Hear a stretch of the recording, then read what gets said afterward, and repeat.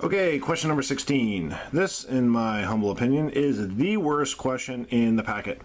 Sometimes when you take a test like this, you're going to run into terrible questions. You can't really run and hide from them, though.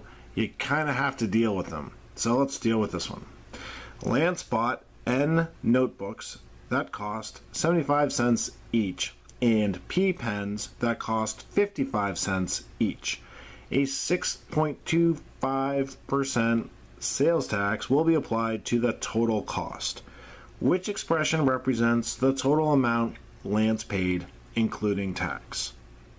Okay, you see this just ocean of numbers and letters and variables and operations and parentheses and decimal points, and you just you don't even know where to begin. So I could begin by just drawing some tape diagrams and working through it, but I just want to show you some sneaky things that the test drafters did, point them out, and then we can move on.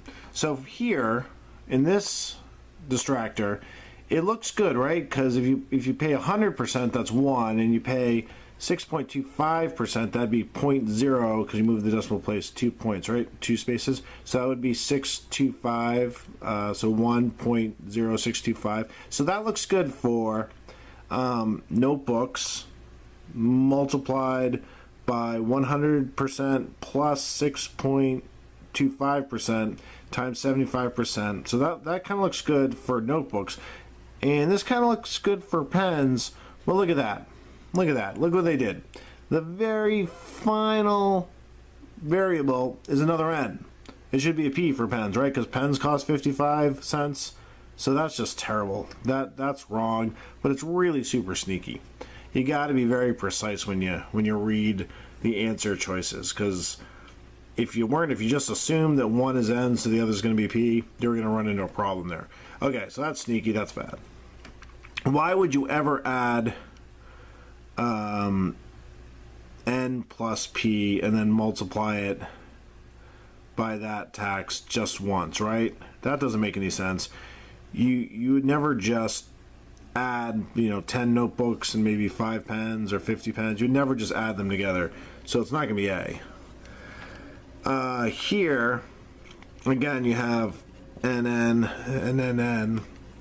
There's another problem with this too, right? Because it's not 100% plus the 6.25%, it's just 6.25. But again, the total lack of the variable P is in trouble. And B is a good answer. Let's just use numbers here. Let's say you buy 10 notebooks and 20 pens. 10 notebooks times cost per notebook, and 20 pens times the cost per pens, and then again you do it again, but this time you add. This is like multiply it by 1 for 100% of the cost, and then you add the 6.25% tax. So yeah, that works. We're good. Whew. That was a terrible question.